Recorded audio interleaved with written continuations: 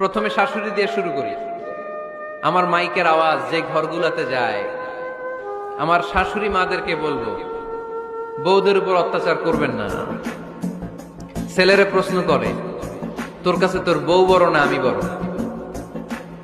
আছে না নাই? এটা একটা প্রশ্ন হইল।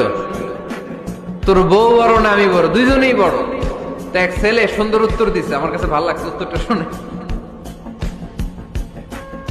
এক মা প্রশ্ন করছে, তোরে এতদিন আমি লালন পালন করে বড় করলাম, জীবন যৌবন তোর জন্য শেষ করলাম, আজকে বউ পাইয়া বউ তোর আপন হয়ে গেল?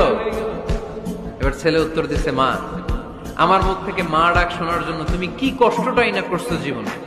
10 মাস আমারে পেটে ধারণ করলা, খাইতে পারো নাই, বমি করছো, খালি ওষুধ খাইছো, তোমার পেট কেটে আমারে বের করা হয়েছে, 2 বছর আমারে দুধ খাওয়াইছো, পেশাব পায়খানা পরিষ্কার করেছো, বয়স যখন 3-4 তখন তোমার আমি মা ডাকছি। এই মা ডাকটা শোনার জন্য তুমি এত কষ্ট করছো, আর আরেকবারের মাইয়া এই ঘরে আইসাই তোমার মা ডাকা শুরু করছে।